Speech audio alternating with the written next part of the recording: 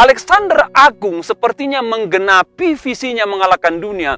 Namun versi mengalahkan dunia dia itu dalam dunia militer, dalam dunia politik, dalam dunia teritori.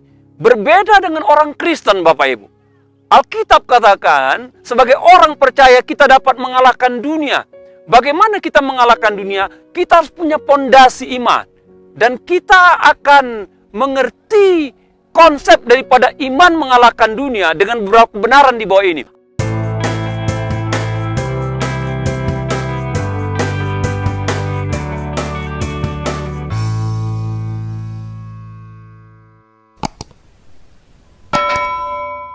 Shalom saudara, kita berjumpa kembali pada hari ini. Saat ini saya sedang berada di kaki Gunung Sumbing. Di belakang saya itu ada seperti puncak Gunung Sumbing. Ini berada di Dusun Butuh namanya, di Kota Magelang. Bapak Ibu bisa saksikan di kiri kanan itu ada banyak pertanian. Ya, pertanian. Tadi saya dari bawah naik bersama dengan para petani. Mereka begitu semangat memulai hari. Dan saya percaya sebagai orang percaya, kita juga harus bersemangat memulai hari bersama dengan Tuhan. Saya akan sampaikan renungan firman Tuhan. Judulnya, Iman Mengalahkan Dunia. Itu judulnya. Iman Mengalahkan Dunia. Saya baca dari 1 Yohanes 5, 3-5 berkata demikian. Setiap orang yang percaya bahwa Yesus adalah Kristus, lahir dari Allah. Dan setiap orang yang mengasihi Dia yang melahirkan, mengasihi juga Dia yang lahir daripadanya. Sebab semua yang lahir dari Allah mengalahkan dunia. Dan inilah kemenangan yang mengalahkan dunia, iman kita. Siapa yang mengalahkan dunia selain daripada dia yang percaya bahwa Yesus adalah anak Allah. Ada 3 kali Bapak Ibu ungkapan yang menyebutkan mengalahkan dunia, mengalahkan dunia, mengalahkan dunia. Pada tahun 300-an sebelum Masehi, ada seorang raja dari Yunani bertekad mengalahkan dunia. Ya, pasti Bapak Ibu tahu, bernama Alexander Agung, Alexander the Great, ya. Umurnya masih muda, mungkin 30-an begitu ya. Lalu dia coba ekspansi, saya pelajari dia ekspansi pada saat itu ke Persia. Dan dia membawa pasukan kurang lebih 25.000 pasukan, baik berkuda maupun berjalan kaki. Dan di hadapan dia pasukan Persia itu ada 100.000 orang. Jadi 4-1 Bapak Ibu. Namun semangat raja ini begitu luar biasa. Dia pimpin pasukannya dan dia mengalahkan Persia Bapak Ibu. Dan dia kalahkan Persia, negara yang kuat. Dan dia sepertinya merasa sudah mengalahkan dunia yang berkuasa pada masa itu. Alexander Agung sepertinya menggenapi visinya mengalahkan dunia. Namun versi mengalahkan dunia dia itu dalam dunia militer, dalam dunia politik, dalam dunia teritori. Berbeda dengan orang Kristen Bapak Ibu. Alkitab katakan, sebagai orang percaya kita dapat mengalahkan dunia. Bagaimana kita mengalahkan dunia? Kita harus punya pondasi iman. Dan kita akan mengerti konsep daripada iman mengalahkan dunia dengan beberapa kebenaran di bawah ini. Pertama, iman yang mengalahkan dunia adalah iman yang percaya bahwa Yesus adalah Mesias dan anak Allah. Sekali lagi, iman yang mengalahkan dunia adalah iman yang percaya bahwa Yesus adalah Mesias dan anak Allah. Mungkin Bapak Ibu Saudara orang percaya saat ini tidak begitu memahami dengan begitu kuat atau begitu berarti tentang Yesus adalah Mesias anak Allah. Namun saya mau ajak saudara untuk tiba pada pertarungan pemikiran yang ada pada gereja-gereja Tuhan awal-awal abad pertama yang ingin memiliki satu keyakinan dan pemikiran. Siapa Yesus? Apakah dia manusia biasa? Apakah dia guru biasa?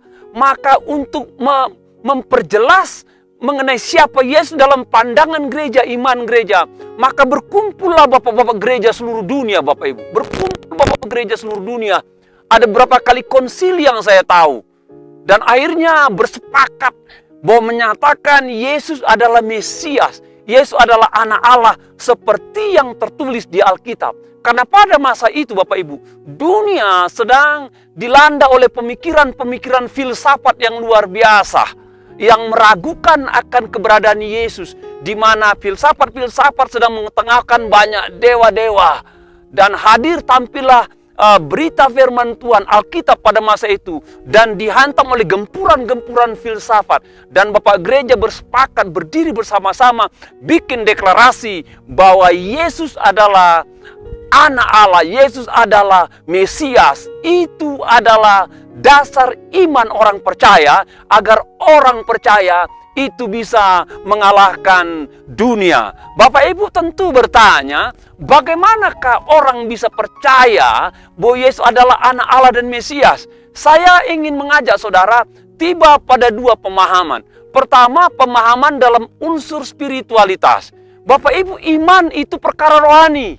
Ya, iman itu perkara rohani, dan itu datangnya daripada Tuhan.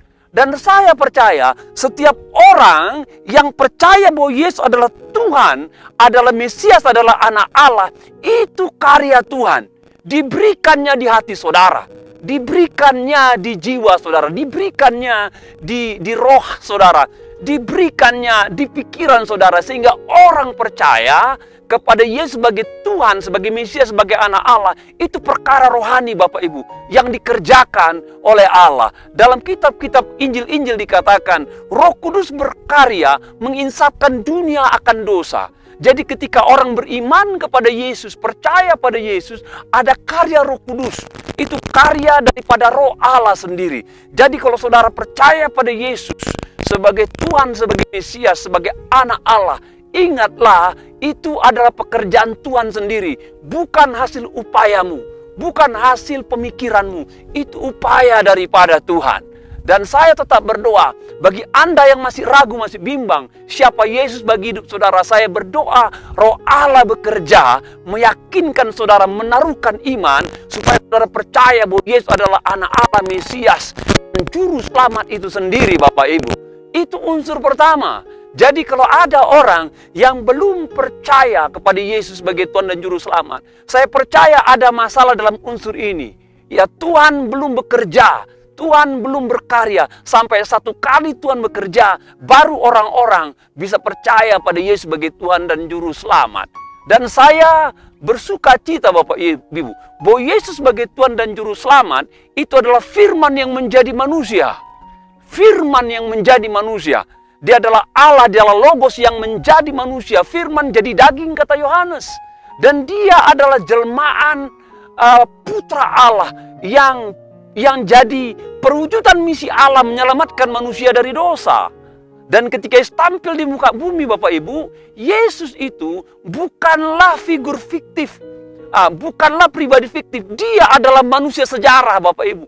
Makanya dalam Matius dikatakan ketika dia hidup, dia ada pada masa pemerintahan, ya, pemerintahan Kaisar Agustus, ada Pontius Pilatus, ada Herodes yang berkuasa pada masa itu.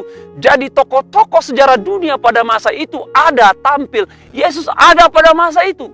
Jadi Yesus adalah firman yang menjadi manusia, dan pribadi ini adalah pribadi sejarah. Dapat ditelusuri, dapat dimengerti, dan dapat dicari rekam jejaknya Bapak Ibu. Sampai sekarang saudara bisa pergi ke Israel. Ada banyak tempat-tempat di mana dia lahir, di mana dia bekerja, di mana dia bertumbuh, di mana dia meninggal dunia, di mana dia bangkit, di mana dia naik. Dia adalah Tuhan yang menjadi manusia. Dan manusia Yesus adalah manusia sejarah yang bisa ditelusuri. Dan nanti dia mati, dia bangkit, dia naik ke surga. Itulah iman yang bisa mengalahkan dunia. Jadi selain unsur rohani Bapak Ibu, kita diberkati karena pribadi Yesus itu adalah manusia sejarah. Saudara bisa mencari rekam jejaknya, dan dia pribadi yang nyata dan real, ya. Dapat dijangkau dengan rohani saudara, dapat dipahami dengan pikiran saudara. Ketika saudara percaya bahwa Yesus adalah Mesias, adalah Anak Allah, adalah Juru Selamat, maka iman seperti itu, Alkitab katakan, Yohanes katakan, itu menjadi pondasi saudara untuk bisa mengalahkan dunia. Yang kedua Bapak Ibu, maksud daripada iman yang mengalahkan dunia, iman yang mengalahkan dunia itu adalah iman yang tetap bertahan, ya, dari gempuran serangan-serangan roh-roh yang tidak ingin kita menjadi orang percaya, ya, bertahan atas gempuran-gempuran penguasa-penguasa roh-roh yang ingin kita tidak percaya, yang ingin merenggut kita dari keyakinan kita daripada Tuhan. Yohanes 4 ayat 1 sampai 3 dikatakan, saudara-saudaraku yang kekasih, janganlah kau percaya akan setiap roh, dikatakan. Ya, tetapi ujilah roh-roh itu, apakah mereka berasal dari Allah, sebab banyak nabi-nabi palsu yang muncul dan pergi ke seluruh dunia, dan setiap roh yang tidak mengaku Yesus, ya, tidak berasal dari Allah. Roh itu adalah roh antikristus. Dan tentang dia telah kamu dengar bahwa ia akan datang, dan sekarang ini ia sudah ada di dalam dunia. Yohanes 4 ayat 1 dan 3, Yohanes menyadarkan kepada gereja, pada orang percaya pada masa itu, bahwa hidup beriman pada Tuhan itu tidak mudah. Karena ada roh-roh, dikatakan, yang coba mengganggu kita untuk beranjak dari iman kita, untuk tidak percaya pada Yesus. Ya, ada dua tokoh di sini, ada dua pribadi di sini yang disebutkan, di mana roh itu begitu gencar bekerja. Pertama dikatakan antikristus. Ya, nama antikristus itu adalah anti kepada Kristus, anti kepada Tuhan. Ini roh yang menguasai dunia, menguasai manusia-manusia agar menolak Kristus dari dunia, Bapak Ibu. Ya, zaman dulu dianggap dia ini menjadi seorang tokoh pribadi tunggal, ya. Namun dengan berkembangnya sejarah, dengan berkembangnya pengetahuan, sekarang mulai bergeser. Apakah antikristus pribadi tunggal? Ya, itu masih menjadi perdebatan dalam dunia teologi. Namun saya mau katakan, Bapak Ibu, antikristus, entah itu pribadi, entah itu pemerintah, entah itu sistem, entah itu kelompok, selama hal-hal ini menolak Kristus, mengupayakan orang untuk tidak bertahan pada iman pada Yesus, kita menganggap dia adalah antikristus. Dan saya percaya roh-roh inilah yang membuat gereja-gereja Tuhan susah, yang membuat anak-anak Tuhan susah. Ada banyak aniaya dialami oleh gereja-gereja pertama, oleh penguasa-penguasa Romawi, Bapak Ibu. Oleh raja-raja, oleh kaisar-kaisar. Mereka dihukum, mereka dibunuh, mereka dibakar. Karena apa? Ada roh antikris yang berkuasa atas pemerintahan dunia pada masa itu, yang menghancurkan gereja. Namun puji Tuhan, gereja Tuhan tetap bertahan di tengah-tengah aniaya yang berat, di tengah-tengah ancaman, di tengah-tengah bahaya, di tengah-tengah kematian. Dan saya mau katakan, Bapak Ibu, sekalipun kita orang percaya pada masa ini, hidup pada masa modern, saudara jangan berleha-leha. Ada saja nanti pihak-pihak tertentu yang coba menekan untuk kita tidak eksis dalam iman kita. Namun kalau kejadian itu melanda saudara, saudara ingat firman Tuhan ini, saudara harus bertahan. Saudara harus bertahan mengatasi tekanan-tekanan penguasa-penguasa seperti ini, roh-roh seperti ini. Yang kedua dikatakan ada nabi-nabi palsu, Bapak Ibu. Ya, ada nabi-nabi palsu. Ya, nabi-nabi palsu menurut yang saya pelajari ini adalah pribadi-pribadi yang menyelusup ke dalam gereja pada masa itu, yang coba menyimpangkan ajaran yang benar dari orang percaya yang mungkin belum kuat imannya, belum kuat pemahaman pengertiannya tentang Tuhan, tentang iman. Dan mereka membelokkan orang-orang ini di jalan yang sesat. Itu adalah nabi-nabi palsu. Saya percaya itu antikris yang menungganginya, Bapak Ibu. Ya. Dan saya yakin pribadi-pribadi ini juga ada di dunia zaman sekarang. Perhatikanlah, siapapun orangnya, ketika dia coba mengajarkan sesuatu yang tidak sesuai dengan firman Tuhan, sekalipun dia ada di gereja, ada di persekutuan, hati-hati Bapak Ibu. Jangan-jangan mereka masuk kategori pengajar-pengajar palsu atau nabi-nabi palsu. Saya baca sebuah majalah yang kadang-kadang mengetuk hati saya dan para hamba-hamba Tuhan yang ada dewasa ini. Ada satu benang merah, katakan demikian Bapak Ibu, bahwa salah satu daripada kesamaan guru palsu, nabi palsu zaman dulu dikatakan orientasinya mementingkan diri, mencari kepentingan diri. Dalam unsur ekonomi dikatakan tertarik pada keuntungan keuangan katanya. Wow, itu hati-hati buat kita Bapak Ibu ya. Hati-hati buat kita, apalagi para hamba-hamba Tuhan. Hati-hati, teguran buat kita. Jangan kita terjebak pada hal itu sehingga kita dikategorikan sebagai pengajar-pengajar palsu, guru-guru palsu. Jadi Bapak Ibu, dalam mengiring Tuhan, setia pada Tuhan tidak mudah. Karena ada banyak tekanan dari pihak-pihak roh-roh di udara, dari orang-orang yang dikuasai roh jahat sehingga mereka anti kepada Kristus dan coba menekan iman orang percaya, menekan hidup orang percaya. Dan kalau saudara menjadi orang percaya yang bisa mengalahkan dunia, bertahan saja. Dan saya percaya Tuhan menyertai saudara apapun kondisinya, dan pasti kita bisa mengalahkan dunia, Bapak Ibu. Yang terakhir, iman mengalahkan dunia adalah iman yang bertahan untuk mengatasi godaan dosa. Ya, iman yang bertahan untuk mengatasi godaan dosa. Ya, dikatakan demikian Bapak Ibu, Yohanes 2 ayat 16, sebab semua yang ada dalam dunia, yaitu keinginan daging serta keinginan mata serta keangkuhan hidup, bukanlah berasal dari Bapa, melainkan dari dunia. Yang pertama, iman mengalahkan dunia itu adalah iman yang percaya pada Yesus sebagai Mesias, sebagai Tuhan, sebagai Juru Selamat. Yakin, didasarkan pada itu, maka kita bisa mengalahkan dunia. Yang kedua, iman yang mengalahkan dunia adalah iman yang bertahan dari gempuran roh-roh yang tidak senang kepada Yesus. Antikris, guru-guru palsu, tetap bertahan ketika tekanan, ketika aniaya terjadi, ketika rintangan terjadi, kita bertahan. Dan pasti Tuhan berikan kita kemenangan. Yang ketiga, ini sifatnya pribadi Bapak Ibu. Nah, iman yang mengalahkan dunia dikatakan itu adalah orang-orang yang beriman dan bertahan mengalahkan godaan dosa. Nah, ini nggak perlu saya jelaskan lebih panjang. Yang pertama katanya keinginan daging.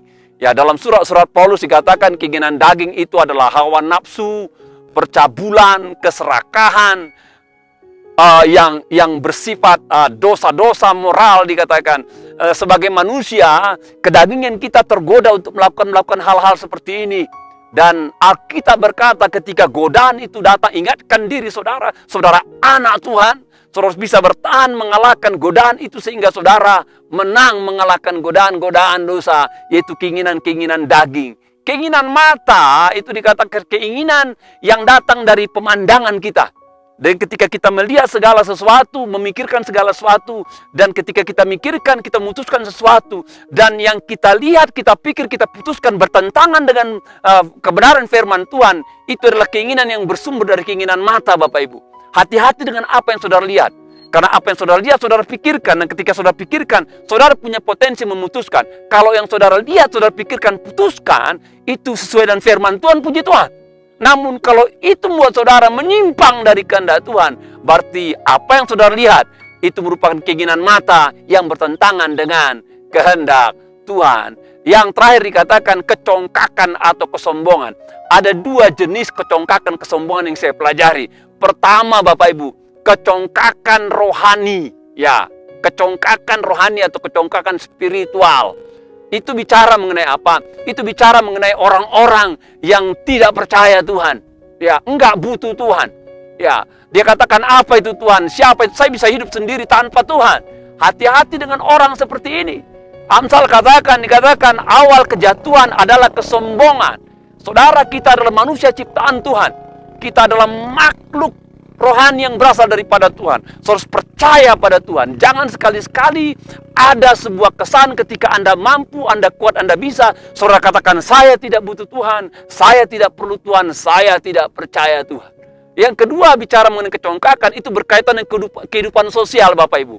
Contohnya, ketika kita merasa diri lebih penting dari orang lain, kita lebih hebat daripada orang lain, kita lebih tinggi daripada orang lain, kita lebih mampu dari orang lain, itu merupakan kecongkakan dalam kehidupan sosial. Dan saya percaya nggak ada satupun di antara kita yang senang berteman dengan orang congkak, orang sombong. Namun bibit kecongkakan, kesombongan ada pada diri kita. Hati-hati ketika kita lihat orang dan nilai orang. Hati-hati ketika kita lihat orang lalu kita jengkali orang. Hati-hati ketika lihat orang kita rendahkan, dan itu akan terungkap dengan pandangan mata, sikap, dan perkataan kita. Kalau itu terjadi, kita jatuh pada godaan dosa. Sebagai orang percaya Bapak Ibu, sebagai orang percaya, jadilah pribadi-pribadi yang memiliki iman mengalahkan dunia. Iman mengalahkan dunia adalah iman yang percaya pada Yesus sebagai Tuhan dan Juru Selamat. Percaya Yesus sebagai Mesias, anak Allah yang hidup. Iman yang mengalahkan dunia adalah iman yang bertahan atas gempuran serangan daripada roh-roh di dunia ini yang anti kepada Tuhan. Meski saudara susah atau menderita karena bertahan saja, engkau pasti mengalahkan dunia. Iman mengalahkan dunia bicara pribadi orang percaya yang bertahan mengalahkan godaan dosa, keinginan daging, keinginan mata, dan kecongkakan. Firman Tuhan ini kira jadi berkat. Jadilah pribadi yang memiliki iman yang mengalahkan dunia. Tuhan memberkati kita semua.